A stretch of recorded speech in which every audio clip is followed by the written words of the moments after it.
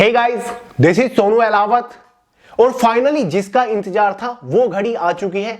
जी हां दोस्तों, finally SSC ने कांस्टेबल जीडी रिक्रूटमेंट 2024 के लिए डिटेल्ड ऑफिशियल नोटिफिकेशन जारी कर दिया है और इसके लिए ऑनलाइन फॉर्म कल से स्टार्ट भी हो चुके हैं।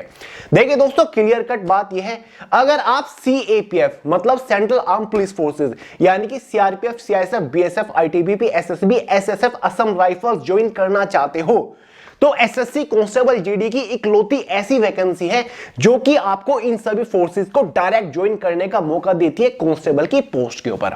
ये एक सेंट्रल गवर्नमेंट लेवल की पोस्ट है, ministry of home affairs government of India के अंडर आती है। मेल और फीमेल दोनों ही कैटेगरी कैंडिडेट्स के लिए ढेर सारी पोस्ट के ऊपर वैकेंसीज आ चुकी हैं। देखिए दोस्तों, ग्रुप सी की ये पोस्ट है, ऑल इंडिया से कैंडिडेट इस वैकेंसी के लिए फॉर्म अप्लाई कर पाएंगे। तो आगे इस वीडियो में इस जबरदस्त रिक्रूटमेंट के रिगार्डिंग आपके सभी डाउट्स क्लियर करने वाला हूं। इसका detail selection procedure step by step आपको समझाऊंगा। पोस्ट और वैकेंसीज के बारे में बात करेंगे, सभी इंपोर्टेंट डेट्स को डिस्कस करेंगे। फॉर्म कब से स्टार्ट हो रहे हैं, लास्ट डेट क्या है, एग्जाम कब कंडक्ट कराया जाएगा, फिजिकल कब कंडक्ट कराया जा सकता है, मेडिकल कब तक होगा, फाइनल जॉइनिंग आपकी कब तक हो जाएगी। डिटेल एलिजिबिलिटी क्राइटेरिया को स्टेप बाय स्टेप डिस्कस करेंगे। एज लिमिट, एजुकेशन क्वालिफिकेशन की इस बार मिनिमम क्या रिक्वायरमेंट है, फिजिकल एलिजिबिलिटी क्राइटेरिया को डिस्कस करेंगे, यानी कि रनिंग, हाइट, वेट, चेस्ट इसमें कितनी रखी गई है। साथ ही दोस्तों एग्जाम पैटर्न को डिटेल के साथ डिस्कस करेंगे। Exam syllabus, subject wise, topic wise PDF form में आपको प्रोवाइड करूंगा। सिलेक्शन होने के बाद इस पोस्ट के ऊपर किस फोर्स के अंदर आपकी इनिशियल इनहैंड सैलरी क्या रहेगी, exam centres, job location, job profile को डिस्कस करने वाले हैं। दोस्तों अगर आप इस जबरदस्त रिक्रूटमेंट को लेकर थोड़े से भी इंटरेस्टेड हैं तो वीडियो को आखिर तक जरूर देखिएगा। तो चलिए बहुत ज्यादा टाइम वेस्ट नहीं करते, फटाफट शुरू करते हैं। जैसे कि दोस्तों ऑलरेडी आपको स्टार्टिंग में बता चुका हूं, एसएससी के थ्रू वेरियस पैरामिलिट्री फोर्सेज के अंदर या फिर सेंट्रल आर्म पुलिस फोर्सेज के अंदर कांस्टेबल जीडी की पोस्ट के ऊपर ये रिक्रूटमेंट निकली है। टोटल नंबर ऑफ वैकेंसी सभी फोर्सेज को मिलाकर 26,140 यहां पर निकली है। मेल और फीमेल दोनों ही कैटेगरी कैंडिडेट के लिए वैकेंसीज डिवाइड की गई हैं। बीएसएफ फोर्स के अंदर total number of vacancies male और फीमेल दोनों ही कैटेगरी को मिलाकर 6,174 है। सीआईएसएफ के अंदर इस बार सबसे ज्यादा वैकेंसीज है 11,025। सीआरपीएफ के अंदर 3,337 वैकेंसीज है। आईटीबीपी के अंदर 3,189 वैकेंसीज है। असम राइफल्स के अंदर 1,490, एसएसएफ के अंदर 296। इस बार एनआईए और एनसीबी के अंदर कोई भी वैकेंसीज नहीं है, नोटिफिकेशन में कोई भी जानकारी नहीं दी गई है। देखिए दोस्तों, मोस्ट इंपोर्टेंट पॉइंट, इस रिक्रूटमेंट के अंदर फोर्स डिस्ट्रीब्यूशन किस बेसिस पर होता है, यानी कि आपका फाइनल सिलेक्शन किस फोर्स के अंदर होगा, मतलब आपको कौन सी फोर्स मिलेगी ये कैसे डिसाइड होता है। ये सारे डाउट आगे इसी वीडियो में डिटेल के साथ आपके क्लियर करूंगा। वीडियो को पूरे ध्यान से देखते रहिए। सबसे पहले बात कर लेते हैं इंपोर्टेंट डेट्स के बारे में। देखिए दोस्तों, इस वैकेंसी के लिए ऑनलाइन फॉर्म ऑलरेडी कल से यानी कि 24 नवंबर 2023 से स्टार्ट हो चुके हैं। फॉर्म की जो लास्ट डेट रखी गई है वो 31 दिसंबर 2023 रखी गई है। इसका जो एग्जाम एग्जैक्टली कंडक्ट कराया जाएगा वो 20 फरवरी से स्टार्ट हो जाएगा और 12 मार्च 2024 तक इसका एग्जाम चलने वाला है। वेरियस शिफ्ट में एग्जाम कंडक्ट कराया जाएगा। फॉर्म फीस के बारे में बात करें, जनरल, ओबीसी, ईडब्ल्यूएस कैटेगरी के लिए 100 रुपए फॉर्म फीस चार्ज किए गए हैं। एसटी एससी फीमेल्स कैटेगरी के लिए कोई भी फॉर्म फीस चार्ज नहीं किए गए हैं। फाइनली बढ़ते हैं एलिजिबिलिटी क्राइटेरिया की तरफ। सबसे पहले एज लिमिट को डिस्कस करेंगे, उसके बाद एजुकेशन क्वालिफिकेशन को देखेंगे। इस बार जनरल वालों के लिए मिनिमम एज लिमिट 18 साल है और मैक्सिमम एज लिमिट 23 साल रखी गई है। इस बार एज में कोई भी एक्स्ट्रा एडिशनल रिलैक्सेशन नहीं दिया गया है। जनरल कैटेगरी वालों को जो आपकी एज कैलकुलेट होगी वो एज ऑन 1 जनवरी 2024 तक होने वाली है। सीधा सीधा समझ लीजिए, अगर आप जनरल कैटेगरी से बिलोंग करते हैं तो जरूरी है कि आपका जन्म 2 जनवरी 2001 से लेकर 1 जनवरी 2006 के बीच में हुआ होना चाहिए, तो आप एलिजिबल है, आप फॉर्म अप्लाई कर पाएंगे। बाकी ओबीसी, एसटी एससी वालों को तो एज में रिलैक्सेशन मिल ही जाता है। ओबीसी वालों को 3 साल का मिलता है, एसटी एससी वालों को 5 साल का एज के अंदर रिलैक्सेशन मिल जाएगा। एजुकेशन क्वालिफिकेशन बिल्कुल सिंपल है, अगर आपने 10th पास कर रखा है तो आप एलिजिबल है, आप फॉर्म अप्लाई कर पाएंगे। फाइनली बढ़ते हैं इसके सिलेक्शन प्रोसीजर के बारे में, यानी कि जब आप इस वैकेंसी के लिए फॉर्म अप्लाई कर दोगे तो फाइनल सिलेक्शन लेने तक आपको किस किस स्टेज से होकर गुजरना पड़ेगा। बेसिकली इसका कंप्लीट सिलेक्शन प्रोसीजर 3 ही मेजर स्टेजेस के ऊपर टिका होता है। स्टेज फर्स्ट में आपका एक ऑनलाइन एग्जाम कंडक्ट कराया जाता है 160 नंबर का, डिटेल से बताऊंगा। सेकंड स्टेज में आपका पीएसटी फिजिकल स्टैंडर्ड टेस्ट जिसमें आपकी हाइट, चेस्ट, वेट मेजर होता है, साथ ही फिजिकल एफिशिएंसी टेस्ट जिसमें आपकी रनिंग होती है। तो डिटेल से आपको बताऊंगा, वीडियो को देखते रहिए। थर्ड स्टेज में आपका एक डिटेल मेडिकल टेस्ट और डॉक्यूमेंट वेरिफिकेशन कंडक्ट कराया जाएगा। तो चलिए वन बाय वन एक एक स्टेज के बारे में डिटेल से जानकारी इकट्ठा करते हैं। स्टेज फर्स्ट, जिसमें आपका एक ऑनलाइन एग्जाम कंडक्ट कराया जाएगा। ये एग्जाम आपका 80 क्वेश्चंस का होने वाला है। सभी ऑब्जेक्टिव क्वेश्चंस एग्जाम में होंगे। एक क्वेश्चन के लिए 2 नंबर आपको दिए जाते हैं इस एग्जाम में, इसलिए ये एग्जाम टोटल 160 नंबर का हो जाता है। 4 डिफरेंट सब्जेक्ट से एग्जाम में क्वेश्चन पूछे जाएंगे। पहला सब्जेक्ट हमारा जनरल इंटेलिजेंस और रीजनिंग रहता है। 20 क्वेश्चन आएंगे एक सब्जेक्ट से, 40 नंबर का ये हो जाएगा, क्योंकि यहां पर एक क्वेश्चन के लिए 2 नंबर आपको दिए जाते हैं। दूसरा सब्जेक्ट हमारा general knowledge and general awareness रहेगा, 20 क्वेश्चन 40 नंबर के अंदर। तीसरा सब्जेक्ट हमारा एलिमेंट्री मैथमेटिक्स रहेगा, बिल्कुल बेसिक रहेगा, 20 क्वेश्चन 40 नंबर के अंदर। चौथा सब्जेक्ट हमारा हिंदी या फिर इंग्लिश, ये ऑप्शन में रहता है। 20 क्वेश्चन आते हैं, या तो आप 20 क्वेश्चन हिंदी के सोल्व कर लो या फिर आप 20 क्वेश्चन इंग्लिश के सोल्व कर लो। 40 नंबर का ये सेक्शन होता है। इसी के बेसिस पर एग्जाम में हो गया ना 80 क्वेश्चन और 160 नंबर का आपके पेपर हो जाएगा। 60 मिनट्स यानी कि 1 घंटा क्वेश्चन पेपर की टाइम ड्यूरेशन रहती है और 0.25 मार्क्स के एग्जाम में नेगेटिव मार्किंग भी होती है। एग्जाम आपका बायलैंग्वेज मतलब हिंदी और इंग्लिश में तो हो गई, उसी के साथ साथ एक एडिशनल रीजनल लैंग्वेज भी होगी। 13 डिफरेंट रीजनल लैंग्वेज में आपका एग्जाम होने वाला है। मान के चलिए आप गुजरात से बिलोंग करते हो तो हिंदी इंग्लिश में तो क्वेश्चन होंगे, साथ ही गुजराती लैंग्वेज में भी आपके सामने क्वेश्चन होंगे। देखिए दोस्तों, बहुत ज्यादा आगे बढ़ने से पहले एक बार एग्जाम सिलेबस को भी डिस्कस कर लेते हैं। देखिए दोस्तों, इसके एग्जाम का complete detail syllabus subject wise topic wise PDF form में मैंने way to success Telegram channel के अंदर प्रोवाइड करा दिया। वहां से आप पूरे सिलेबस को इजीली पीडीएफ फॉर्मेट में अपने मोबाइल फोन के अंदर डाउनलोड करके देख सकते हैं, समझ सकते हैं कि भाई इस बार स्पेशली किस सब्जेक्ट से किस टॉपिक के ऊपर हमें मोस्टली फोकस करना है। तो टेलीग्राम चैनल का लिंक इसी वीडियो के नीचे डिस्क्रिप्शन बॉक्स में है। यहीं पर एग्जाम सेंटर्स को भी डिस्कस कर लेते हैं। देखिए दोस्तों, जब आप इसका ऑनलाइन फॉर्म अप्लाई कर रहे होंगे, आपके पास एक ऑप्शन रहेगा जहां पर आप अपनी चॉइस के अकॉर्डिंग किन्हीं 3 एग्जाम सेंटर्स को प्रेफरेंस दे सकते हो। तो एग्जाम सेंटर का कोई बड़ा इशू नहीं है, आपको अपने होम स्टेट में अपने आसपास के शहर में एग्जाम सेंटर देखने को मिल जाएगा। बढ़ते हैं थोड़ा आगे।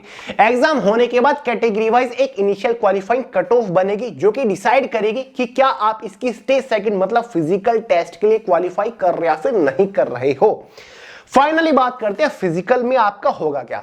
सबसे पहले फिजिकल स्टैंडर्ड टेस्ट आपका होने वाला है, जिसमें आपकी हाइट और चेस्ट और वेट मेजर होता है। सबसे पहले मेल कैंडिडेट की हाइट सुन लीजिए, 170 centimetre OBC general SC category यहां पर हाइट है। एसटी कैटेगरी को हाइट में रिलैक्सेशन है मेल कैंडिडेट को, जहां पर मिनिमम आपकी हाइट 162.5 सेंटीमीटर हो जानी चाहिए।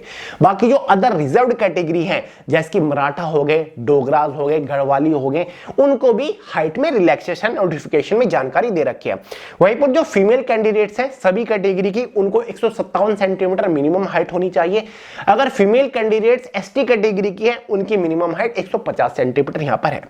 चेस्ट की बात करें, केवल मेल कैंडिडेट के लिए मेजर होगी। जनरल ओबीसी एससी कैटेगरी की मिनिमम चेस्ट 80 सेंटीमीटर हो जानी चाहिए और मिनिमम चेस्ट में आपको 5 सेंटीमीटर का एक्सपेंशन मतलब फुलावनी देना होगा। अगर एसटी कैटेगरी से आप बिलोंग करते हो तो आपको चेस्ट में रिलैक्सेशन है, यहां पर आपकी मिनिमम चेस्ट 76 सेंटीमीटर होनी चाहिए और 5 सेंटीमीटर का आपको चेस्ट में एक्सपेंशन देना होगा। बाकी जो अदर रिजर्व्ड कैटेगरी है, जैसे कि मराठा डोगरास है, उनकी मिनिमम चेस्ट 78 सेंटीमीटर होनी चाहिए। Clear word out. अब देखिए दोस्तों, पीईएसटी आपका इतना ही है, साथ ही वेट भी आपका मेजर होता है। वेट आपकी हाइट के अकॉर्डिंग मेजर होता है। यहीं पर बात कर लेते हैं पीईटी फिजिकल एफिशिएंसी टेस्ट क्या होगा। मेल कैंडिडेट की यहां पर रनिंग रखी गई है, जो कि पूरी 5 किलोमीटर है, 24 मिनट के अंदर आपको क्वालिफाई करनी होगी। फीमेल कैंडिडेट के लिए जो रनिंग है वो 1600 मीटर है, जो कि आपको 8.5 मिनट के अंदर क्वालिफाई करनी होगी। लेकिन अगर कुछ कैंडिडेट्स लद्दाख रीजन से बिलोंग करते हैं तो उनको रनिंग में रिलैक्सेशन है। मेल कैंडिडेट के लिए 1600 मीटर है, 7 मिनट का टाइम है। फीमेल कैंडिडेट के लिए 800 मीटर है, 5 मिनट का टाइम है। ये केवल लद्दाख रीजन के कैंडिडेट्स के लिए है छूट, समझ गए। देखिए दोस्तों, ये आपका पूरा फिजिकल है। फिजिकल टेस्ट केवल क्वालिफाइंग नेचर है, इसके लिए आपको कोई भी एक्स्ट्रा एडिशनल मार्क नहीं दिए जाते। फिजिकल टेस्ट को क्वालिफाई करने के बाद आपको स्टेज थर्ड मतलब मेडिकल टेस्ट और डॉक्यूमेंट वेरिफिकेशन के लिए बुलाया जाएगा। मेडिकल टेस्ट आपका इसी तरीके से होगा जैसा किसी भी पैरामिलिट्री फोर्सेज या फिर पुलिस फोर्स के कांस्टेबल का होता है। मेडिकल टेस्ट में आपके कौन कौन से टेस्ट होंगे, ये सारी जानकारी नोटिफिकेशन नोटिफिकेशन में दे रखी है, एक बार चेकआउट जरूर कर लीजिएगा। वैसे वे टू सक्सेस चैनल के ऊपर मैंने आपको कई साल पहले एक बार कांस्टेबल जीडी की मेडिकल टेस्ट के ऊपर वीडियो प्रोवाइड करी थी, सर्च कर लीजिएगा, डाउट वहां से आपके क्लियर हो जाएंगे। ठीक है, मेडिकल टेस्ट के साथ साथ आपके डॉक्यूमेंट वेरिफिकेशन भी होगा, जहां पर आपको अपनी सभी ओरिजिनल डॉक्यूमेंट वेरीफाई करानी होती है, साथ ही सभी डॉक्यूमेंट की एक सेल्फ टेस्टेड फोटोकॉपी वहां पर आपको सबमिट करानी होती है। मेडिकल टेस्ट डॉक्यूमेंट वेरिफिकेशन बिल्कुल क्वालिफाइड नेचर होता है, कोई भी मार्क नहीं दिया जाता। मेडिकल टेस्ट होने के बाद बारी आती है फाइनल सिलेक्शन की। फाइनल सिलेक्शन आपका फाइनल मेरिट के बेसिस पर होगा। फाइनल मेरिट केवल एग्जाम के मार्क्स के बेसिस पर बनेगी। एग्जाम कितने नंबर का था? 160 नंबर का था। तो कैटेगरी वाइज, फोर्स वाइज और स्टेट वाइज ये आपकी कट ऑफ बनने वाली है, जो कि डिसाइड करेगी कि फाइनली आपका किस फोर्स के अंदर सिलेक्शन हो रहा है। क्लियर है?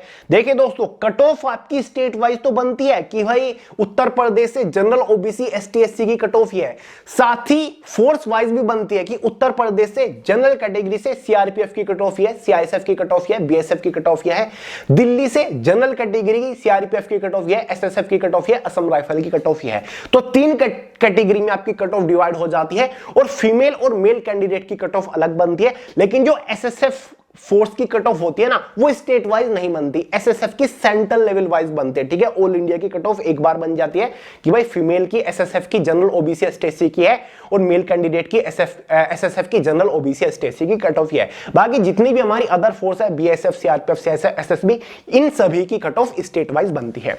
अब सवाल ये उठ रहा था कि भैया फोर्स डिस्ट्रीब्यूशन किस तरीके से होगा, ये कैसे डिसाइड होगा कि भाई हमारा सिलेक्शन किस फोर्स के अंदर हो रहा है, हमें सीआरपीएफ मिलेगी या फिर सीआरपीएफ सीआईएसएफ मिलेगी, कैसे डिसाइड होगा? देखिए दोस्तों, जब आप इसको ऑनलाइन फॉर्म अप्लाई कर रहे होंगे ना, आपसे प्रेफरेंस मांगी जाएगी, जहां पर आप भरोगे कि भैया मेरी फर्स्ट प्रेफरेंस सीआरपीएफ है, मुझे सीआरपीएफ में जाना पसंद है, दूसरे नंबर पर मुझे बीएसएफ पसंद है, तीसरे नंबर पर मुझे आईटीबीपी पसंद है, चौथे नंबर पर मुझे एसएसएफ पसंद है। ये फॉर्म अप्लाई करते टाइम ही आपसे प्रेफरेंस मांग ली जाती है। नोटिफिकेशन में क्लियरली लिखा हुआ है, अगर आप बीएसएफ को फर्स्ट प्रेफरेंस देना चाहते हो तो वहां पर आप सिंपली ए लिख दीजिएगा। सीआईएसएफ को आप सेकंड प्रेफरेंस देना चाहते हो तो वहां पर दूसरा जो बॉक्स बना हुआ है उसमें बी लिख दीजिएगा। ठीक है, तो ये प्रेफरेंस आपको देनी होती है, आपके प्रेफरेंस के बेसिस पर आपको यहां पर फोर्स दी जाती है, क्योंकि जो कट ऑफ बनती है ना वो फोर्स वाइज बनती है। दोस्तों मान के चलिए आप बिलोंग करते हो उत्तर प्रदेश से जनरल कैटेगरी से और आपके मार्क्स आ गए 140 और वहां पर बीएसएफ की कट ऑफ चली गई 138, सीआरपीएफ की कट ऑफ चली गई 136, सीआईएसएफ की कट ऑफ चली गई 122। एग्जांपल के तौर पर आप इसको लेके चलिए। अब आपके मार्क्स 140 है तो आप सभी फोर्सेस के लिए यहां पर एलिजिबल हो गए। अब ये कैसे डिसाइड होगा कि इन तीनों चारों में से आपको कौन सी फोर्स दी जाएगी? जिस फोर्स को आपने फर्स्ट प्रेफरेंस दे रखी है, मान के चलिए आपने सीआरपीएफ को फर्स्ट प्रेफरेंस दे रखी है, तो आपको सीआरपीएफ पोस्ट दी जाएगी, सीआरपीएफ फोर्स आपको दी जाएगी। तो इस तरीके से फोर्सेस का डिस्ट्रीब्यूशन होता है। क्लियर है? आपके प्रेफरेंस के बेसिस पर आपको फोर्स दी जाती है। समझ गए? अब फाइनली बात करते हैं इनिशियल इन हैंड सैलरी के बारे में, जो कि इस साल से काफी बढ़ चुकी है कांस्टेबल की पोस्ट के ऊपर। देखिए दोस्तों, ग्रुप सी की पोस्ट है, लेवल 3 की सैलरी आपको इस पोस्ट के ऊपर मिलेगी। तो सिलेक्शन होने के बाद इनिशियल इन हैंड सैलरी आपको इस बार 37,000 मतलब 37,000 तो मिलेगी ही मिलेगी। फाइनल सैलरी इसी पोस्ट के ऊपर 87 से 88,000 रुपए हो चुकी है with all and extra allowance. देखिए दोस्तों, हर साल सैलरी में एक अच्छा खासा इंक्रीमेंट आपका होता रहेगा। इस बार आपका डियरनेस अलाउंस बेसिक सैलरी का 46% हो चुका है, तो सैलरी आपको 37,000 से ही ज्यादा देखने को मिलेगी।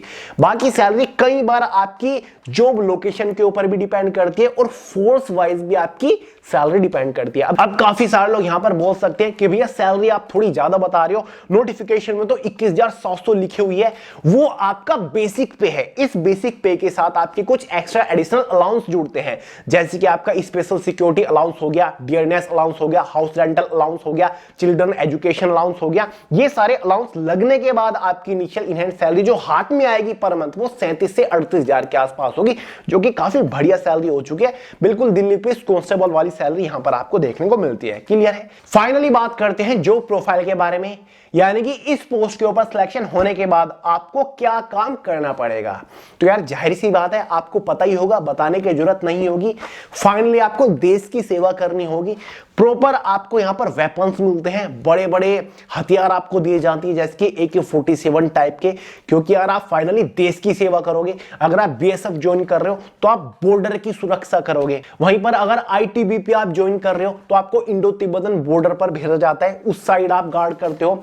साथ ही CRPF के अंदर अगर आपका सिलेक्शन हो रहा है तो आप ऑल ओवर इंडिया के अंदर जो स्टेट पुलिस है उनको असिस्ट करते हो। काफी बड़ी रेस्पॉन्सिबिलिटी आपके हाथ में होती है। वहीं पर CISF central industrial police force है, जो इंडस्ट्रियल एरियाज है जैसे कि मेट्रो हो गया या फिर एयरपोर्ट्स हो गए, जो इंडस्ट्रीज है वहां पर आप गार्ड करने का काम करते हो। तो बहुत ही बड़ी रेस्पॉन्सिबिलिटी है, क्योंकि कांस्टेबल की पोस्ट है, प्योर सिपाही की ये पोस्ट है। आप प्रॉपर देश की सेवा में बहुत बड़ा योगदान दोगे इस पोस्ट के ऊपर सिलेक्शन होने के बाद। क्लियर है? तो यार ये तो आपको पता ही है जॉब के टाइटल से ही, ऐसे ही थोड़े ना आप इस जबरदस्त पोस्ट के पीछे पड़े हुए हो। जॉब प्रोफाइल के बारे में आपको बताने की जरूरत नहीं है, पोस्ट के नेचर से, फोर्स के नेचर से आपको पता चल गया होगा। BSF वगैरह फोर्स है, बॉर्डर सिक्योरिटी फोर्स, तो स्पेशली आपको इंडिया का जो नॉर्दर्न और वेस्ट पार्ट है वहां पर आपको भेजा जाता है। ITBP इंडो तिब्बतन बॉर्डर पर आपको भेजा जाता है। अगर SSB के अंदर आपका सिलेक्शन हो रहा है तो आपको मोस्टली जो हमारा ईस्ट और नॉर्थ एरिया है वहां पर आपकी पोस्टिंग होती है। CRPF की तो ऑल ओवर इंडिया के अंदर होती है, CISF की भी ऑल ओवर इंडिया के अंदर आपकी पोस्टिंग होती है। ठीक है। असम राइफल ईस्ट एरिया जो है, ईस्ट पार्ट जो है, ईस्ट नॉर्थ, वहां पर आपकी पोस्टिंग होती है। तो भाई ये आपकी जॉब लोकेशन इसमें रहती है, सर्च कर लीजिएगा, आपको पता ही होगा। बाकी कोई डाउट हो बिंदास कमेंट करके पूछिएगा, कमेंट का आंसर करने की पूरी कोशिश करूंगा। और मेल और फीमेल दोनों ही कैटेगरी कैंडिडेट के एकदम नेक्स्ट लेवल की रिक्रूटमेंट है, इससे बेस्ट है ही नहीं कोई। अगर आप डिफेंस ज्वाइन करना चाहते हो ये तो आपकी फर्स्ट प्रायोरिटी होनी चाहिए। तो चलिए दोस्तों, उम्मीद करता हूं मैंने आपको इस रिक्रूटमेंट के बारे में सारी जानकारी दे दी है। नेक्स्ट वीडियोस बहुत सारी आएंगी। टॉपिक स्कोरिंग टॉपिक के रिगार्डिंग ही कल वीडियो लेकर आ जाऊंगा, जहां पर एग्जैक्टली आपको बता रहा हूं कि इस बार इस एग्जाम को क्रैक करने के लिए सब्जेक्ट वाइज सबसे इंपॉर्टेंट टॉपिक्स कौन से हैं जिनको आपको प्रायोरिटी पे रख के प्रिपेयर करना है, सबसे पहले प्रिपेयर करना है। तो नेक्स्ट वीडियो का वेट जरूर करिएगा।